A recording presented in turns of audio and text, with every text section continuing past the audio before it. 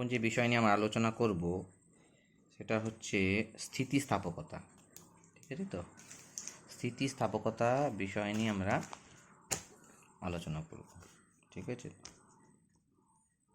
আশা করি তোমরা বুঝতে পারবে। স্থিতিস্থাপকতা, এটাকে ইংরেজিতে কী বলা হয়? ইলাস্টিসিটি বলা হয়। ঠিক আছে, স্থিতিস্থাপকতা বা ইলাস্টিসিটি বলা হয়। তার জন্য দেখো, বই দেখবে দুটো উদাহরণ দেওয়া আছে। কি দেখতে পাচ্ছি দেখো, এখানে আমরা দেখতে পাচ্ছি যে একটা বাচ্চা ছেলে স্প্রিং নিয়ে টানাটানি করছে, দেখেছো? আরেকটা উদাহরণ দেখো, এখানে রবার নিয়েছে, তো রবারটাকে সে কী করছে? বাঁকানোর চেষ্টা করছে। ঠিক আছে, তো প্রথম উদাহরণটা চলে আসি। এই ধরনের স্প্রিংটাকে এক হাতে নিয়ে অপর হাতে দেখো টানার চেষ্টা করছে, যার ফলে দৈর্ঘ্য বরাবর কী হচ্ছে? বেড়ে গেল। হ্যাঁ, যে সেটা যদি আবার ছেড়ে দেয় তাহলে স্প্রিংটা আবার তার আগের অবস্থা ফিরে পাবে। একইভাবে তুমি যদি রবারের দিকে তাকাও, তো এখানে রবারটাকে দেখো বাঁকানোর চেষ্টা করছে। ঠিক আছে, তো কিন্তু একবার তুমি যখন বাইরে থেকে বল প্রয়োগ করছে, ঠিক আছে, বল প্রয়োগ করে এর আকার পরিবর্তনের চেষ্টা করা হচ্ছে। ঠিক আছে, তো আগের ক্ষেত্রে যেমন ধরো না দৈর্ঘ্যের পরিবর্তন চেষ্টা করছিল, বাইরে থেকে বল প্রয়োগ করে এখানে আকার পরিবর্তন করার চেষ্টা করছে। এবং সেই বলটা যখন সে যখন সে বল প্রয়োগ করছে না, ছেড়ে দিচ্ছে, ঠিক আছে, যখন চাপটা উঠিয়ে নিচ্ছে, তখন সে দেখো আগেরকার অবস্থায় ফিরে পাচ্ছে। তো এই যে ঘটনাগুলো, এই ঘটনাগুলোর পেছনে কারণ হচ্ছে কি? স্থিতিস্থাপকতা। ঠিক আছে, তো স্থিতিস্থাপকতা কি? তাহলে আমরা যদি দেখি, দেখো ছবিটা আঁকার চেষ্টা করছি। এই ধরনের একটা স্প্রিং আছে, হ্যাঁ, স্প্রিং দিয়ে আমি বোঝানোর চেষ্টা করব। ক্লিয়ার হলো? এখানে ধরো স্প্রিংটা এরকম অবস্থায় আছে, এটা তার নর্মাল দৈর্ঘ্য, এবং আমি যখন এখানে বাইরে থেকে যখন কোনো ওজন চাপাবো, এই ধরনের ওজন চাপানো হলো, তো আমরা কী দেখব? স্প্রিংটার দৈর্ঘ্য কী হয়েছে? দৈর্ঘ্য বরাবর স্প্রিংটা বৃদ্ধি পেয়েছে। জাস্ট তোমাদের বোঝানোর জন্য এই জায়গাটা না একটু আকারে বাড়বে। হ্যাঁ, এই যে দৈর্ঘ্যটা আগের তুলনায় একটা বৃদ্ধি পেয়েছে এই ওজনটা চাপানোর ফলে। এবার যেই ওজনটাকে আমি সরিয়ে নেব, স্প্রিংটা কী হবে? আবার সেই আগের অবস্থায় ফিরে যাবে। হ্যাঁ, এই হয় এখানে ওজন চাপানো হলো। আমি যদি স্প্রিংটাকে সরিয়ে নিই, তাহলে আমরা কি দেখব? স্প্রিংটা আবার সেই আগেকার অবস্থায় ফিরে পেয়েছে। ঠিক আছে, তো তাহলে দৈর্ঘ্য বরাবর এটা বেড়ে যায়, আবার ছেড়ে দিলে সে আগের অবস্থায় ফিরে যাবে। তো এর পেছনে কারণ কি? স্থিতিস্থাপকতার জন্য ঘটনাটা ঘটছে। ঠিক আছে, তো পদার্থ, তাহলে এখানে আমরা কি দেখতে পাচ্ছি? স্থিতিস্থাপকতার জন্য এই ঘটনাটা ঘটছে। স্থিতিস্থাপকতা জন্য ঘটনাটা ঘটছে। তাহলে স্থিতিস্থাপকতা কী জিনিস? তাহলে স্প্রিংয়ের উদাহরণ বা রবারের যে উদাহরণটা দিলাম, এই ধরনের রবারের একটা গার্ডার নিয়েছো, এই ধরনের একটা রবারের গার্ডার। ঠিক আছে, তো এই জায়গাটাকে স্থির রেখে এই জায়গার এই ডান দিক বরাবর টানো, তো রবারটা কী হবে? আকারে বেড়ে যাবে। ঠিক আছে, তো আবার ছেড়ে দাও, আবার আগের অবস্থা ফিরে আসবে। টানলে দেখো, দেখতে পাচ্ছ তো? তাহলে এখানে আকারের পরিবর্তন হচ্ছে। কোথাও আবার বাইরে থেকে বল প্রয়োগ করলে তার আয়তনের পরিবর্তন হয়। তাহলে এইভাবে বাইরে থেকে যে বলটা আমরা প্রয়োগ করছি, ওটাকে বলা হয় বাহ্যিক প্রতিমিত বল। কি বলা হয়? বাহ্যিক প্রতিমিত বল। এই বাহ্যিক প্রতিমিত বল প্রয়োগ করার ফলে বস্তুর মধ্যে আমরা কি দেখব? আমরা কি দেখব? আমরা দেখব যে বস্তুর বিভিন্ন অংশে, ঠিক আছে, আপেক্ষিক সরণ ঘটছে। আপেক্ষিক ব্যাপারটা কি? আমরা ভিসকোসিটি পড়তে গিয়ে বুঝতে পেরেছি। ঠিক আছে, আপেক্ষিক সরণ হয়। আপেক্ষিক সরণ দেখতেই পাচ্ছ, আকার দৈর্ঘ্যটা বেড়ে গেল, আকারের পরিবর্তন হয়ে গেল, আকারটা বেড়ে গেল। ঠিক আছে, তো ক্লিয়ার হলো? আবার স্প্রিংটাকে তুমি সংকুচিত করতে পারো। সংকুচিত করা যাবে না? এরকম চুপসে দাও, স্প্রিংটা সংকুচিত হয়ে গেলো, ছেড়ে দিলে আবার সেই আগের অবস্থা ফিরে চলে যাবে। তাই তো? আরেকটা ঘটনাও ঘটা যেতে পারে। এই যে এখান থেকে আমি যদি স্প্রিংটাকে ওপরের দিকে যদি ঠেলে দিই, বলটা প্রয়োগ করি, তাহলে স্প্রিংটা কী হবে? এরকম সংকুচিত হয়ে যাবে। তাই তো? আবার ছেড়ে দাও, আবার সে কী করবে? আগের অবস্থায় ফিরে পাবে। বোঝা গেল তো? এইভাবে আমরা যে বাইরে থেকে যে বলটা প্রয়োগ করছি সেটাকে বলা হচ্ছে বাহ্যিক প্রতিমিত বল। এরপরে বিভিন্ন অংশে আপেক্ষিক সরণ, এই যে সরণ হচ্ছে, সরে যাচ্ছে, সরণ ঘটছে, যে আকারের পরিবর্তন সরণ ঘটছে, এই তোমার আপেক্ষিক সরণ হয়, যার ফলে কি হচ্ছে আমরা কি দেখতে পাচ্ছি, এই বাহ্যিক অপসরণের ফলে বস্তুর মধ্যে আমরা কি দেখতে পাচ্ছি, বস্তুর দৈর্ঘ্য, ঠিক আছে, আকার বা আয়তনের পরিবর্তন দেখতে পাচ্ছি। আয়তনের পরিবর্তন, পরিবর্তন বলতে কি, বাড়তেও পারে আবার সংকুচিত হতে পারে, ঠিক আছে তো, ক্লিয়ার হলো তো, আকার বাড়তেও পারে আবার সংকুচিত হতে পারে, দৈর্ঘ্য বাড়তে পারে, সংকুচিত হতে পারে, আকার প্রসারিত হতে পারে, সংকুচিত হতে পারে, আয়তন বৃদ্ধি পেতে পারে বা হ্রাস পেতে পারে। তো এইভাবে বিভিন্ন আপেক্ষিক সরণের ফলে এই ঘটনা ঘটে। আবার তুমি যদি ছেড়ে দাও, ঠিক আছে তো, তা সে আবার সে তার আগের অবস্থায় ফিরে পাবে।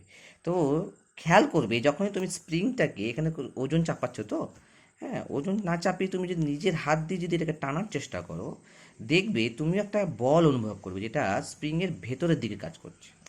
এই রবারটা নিয়ে তুমি খেয়াল করবে, রবারকে যখন তুমি এক হাত দিয়ে টানছো, ঠিক আছে, এই দিকটা ধরে যদি টানছো, যেটা আমি এক হাতে মোবাইল ধরে আছি, তো তাই আমার পক্ষে দেখানো সম্ভব হচ্ছে না, তো কল্পনা করো এই ধরনের একটা গার্ডার নেওয়া হয়েছে, তো গার্ডার এক জায়গায় তুমি আরেক জায়গায় এইভাবে তুমি টানছো যখন না, তো তুমিও একটা বল অনুভব করবে যেটা গার্ডারের ভেতরের দিকে কাজ করে, ঠিক আছে তো।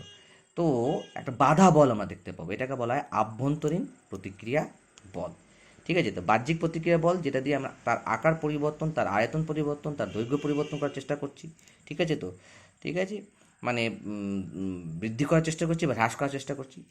ঠিক ওই সময় বস্তুর মধ্যে, সেটা রবার হতে পারে, স্প্রিং হতে পারে, ঠিক আছে তো, ইস্পাতের তৈরি জিনিস বস্তু হতে পারে, তার মধ্যে ঠিক তার বিরুদ্ধে একটা আভ্যন্তরীণ প্রতিক্রিয়া বল কাজ করে, ঠিক আছে তো।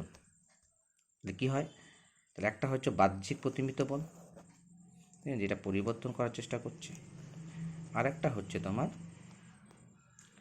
আভ্যন্তরীণ অভ্যন্তরীণ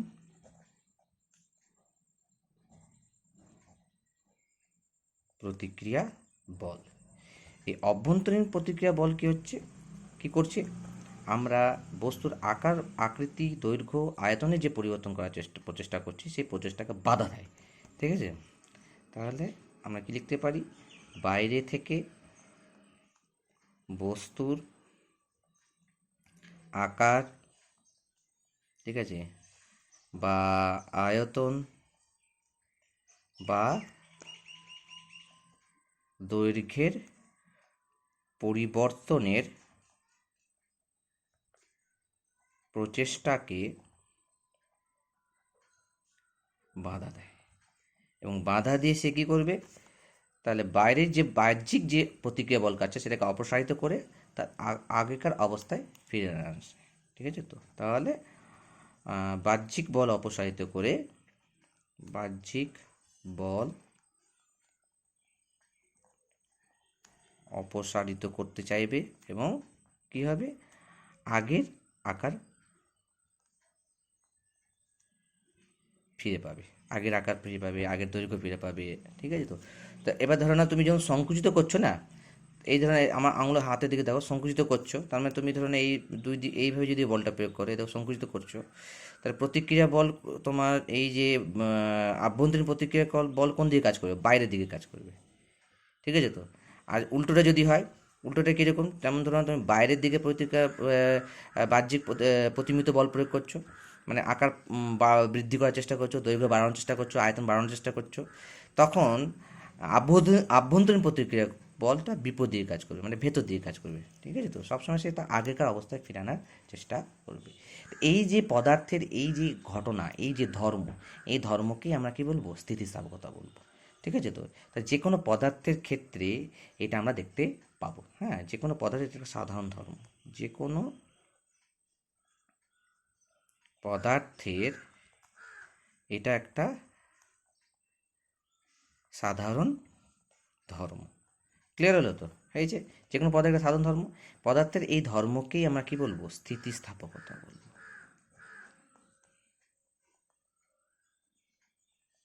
হলো, তাহলে সংজ্ঞাটা কি দাঁড়াবে, তাহলে সংজ্ঞাটা দাঁড়াবে যে ধর্মের ফলে কোনো বস্তু বাহ্যিক প্রতিমিত বলের ক্রিয়ায়, তো যে ধর্মের ফলে কোনো বস্তু বাহ্যিক প্রতিমিত বলের ক্রিয়ায় সেটির আকার বা আয়তন বা উভয়েরই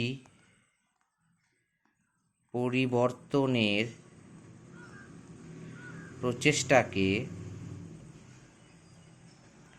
বাধা দেয়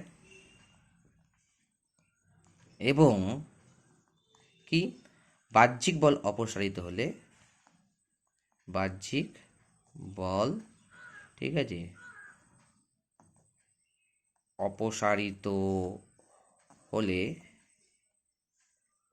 পূর্বের আকার বা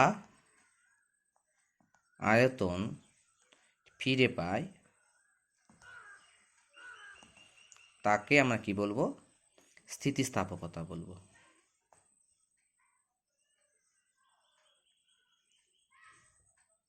ঠিক আছে, বোঝা গেল? তাহলে এটা যে কোনো একটা পদার্থের নিজস্ব ধর্ম, এই ধর্মটাকে স্থিতিস্থাপকতা বলা হয়। এবার স্থিতিস্থাপকতা সংজ্ঞা ধরে নাও। তো যে ধর্মের ফলে কোনো বস্তু বাহ্যিক প্রতিমিত বলের ক্রিয়া সেটির আকার আয়তন বা উভয়ের পরিবর্তনের প্রচেষ্টাকে বাধা দেয় এবং বাহ্যিক বল অপসারিত হলে পূর্বের আকার বা আয়তন ফিরে পায়, তাকে কি বলা হয়? স্থিতিস্থাপকতা বলা হয়। এবং স্থিতিস্থাপকতা, ঠিক আছে, কঠিন বস্তু, তরল বস্তু বা গ্যাসীয় সব ধরনের পদার্থের ক্ষেত্রে দেখা যায়। বোঝা গেল তো? এবার এই যে আভ্যন্তরীণ প্রতিক্রিয়া বল যেটা সৃষ্টি হচ্ছে, এর পেছনে কারণ কি সেটা আমরা জানব। আভ্যন্তরীণ প্রতিক্রিয়া বলের ব্যাপারটা, ঠিক আছে তো? তার জন্য আমি ধরে নাও একটা বস্তু বানানোর চেষ্টা করছি, আভ্যন্তরীণ প্রতিক্রিয়া বল। এই ধরনের একটা বস্তু,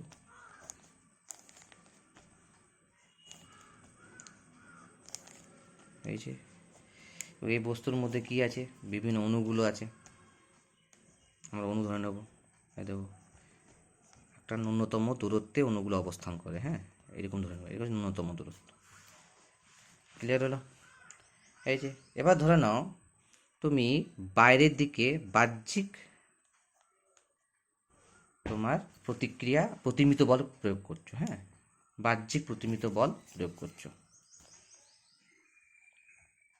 বাহ্যিক প্রতিমিত বল প্রয়োগ করছো, ঠিক আছে? এই দেখো, বাহ্যিক প্রতিমিত বল প্রয়োগ করছো। তো এই যে বাহ্যিক প্রতিমিত বল যখন প্রয়োগ করবে, তো অণুগুলোর মধ্যে যে এই যে দূরত্ব দেখতে পাচ্ছ, এটাকে আন্তর আণবিক দূরত্ব বলা হয়, এই যে ডিস্টেন্স, ঠিক আছে? এটাকে যে দূরত্ব দেখতে পাচ্ছ, এই দূরত্বকে কি বলা হয়? আন্তর আণবিক দূরত্ব। তাহলে তুমি দেখতে পাচ্ছ তো, বাইরে থেকে তুমি যদি বল প্রয়োগ করো, তো অণুগুলোর মধ্যে যে আন্তর আণবিক দূরত্ব সেটা কি হবে? বাড়বে, ঠিক আছে তো? আন্তর আণবিক দূরত্ব কি হবে? বৃদ্ধি পাবে। আন্তর আণবিক দূরত্ব যখন বৃদ্ধি পাবে না, তখন ভালো করে মনে রাখবা, তখন অণুগুলোর মধ্যে আকর্ষণ বল কাজ করবে, ঠিক আছে তো? কি হবে? অণুগুলির মধ্যে আকর্ষণ বল কাজ করবে, হ্যাঁ। কেন কি? সে তার স্বাভাবিক অবস্থা থেকে, এই যে স্বাভাবিক অবস্থা, এটাকে আমরা বলি সাম্য অবস্থায় আছে, হ্যাঁ, অণুগুলো সাম্য অবস্থায় আছে, হ্যাঁ। তাহলে আমরা তো তার সাম্য অবস্থাকে নষ্ট করার চেষ্টা করছি, হ্যাঁ, তার দৈর্ঘ্য বাড়ানোর চেষ্টা করছি, তার আকার বাড়ানো বা আয়তন বাড়ানোর চেষ্টা করছি। ফলে অণুগুলোর মধ্যে যে আন্তঃআণবিক দূরত্ব, সে দূরত্ব বাড়বে, সে চায় না, তাহলে সে আনস্টেবল হয়ে যাবে, তার স্থিতিস্থাপকতা, তার সাম্য অবস্থা নষ্ট হয়ে যাবে, তো সে তার আগেকার অবস্থা ফিরে আসার চেষ্টা করবে। তাই তাদের মধ্যে কী হবে? আকর্ষণ বল বাড়বে, ঠিক আছে তো? তাহলে এই যে আকর্ষণ বল বাড়বে, তাই কী করবে? আন্তর আণবিক দূরত্ব কমানোর চেষ্টা করবে বা আগেকার অবস্থায় নিয়ে আসার চেষ্টা করবে। তো এইটাই হচ্ছে কি তোমার আভ্যন্তরীণ প্রতিক্রিয়া বল। ঠিক আছে তো, হয়েছে। একইভাবে তুমি ধরে নাও তোমার এই যে তাহলে এই যে আকর্ষণ বল কাজ করছে, এই আকর্ষণ বল কি করবে, বস্তুকে তার আগেকার অবস্থা বা যে সাম্য অবস্থাটা নষ্ট হয়ে গেল সেই সাম্য অবস্থায় পূর্বের সাম্য অবস্থায় নিয়ে আসার চেষ্টা করবে। তো এটাকে আমরা কি বলবো, আভ্যন্তরীণ প্রতিক্রিয়া বল।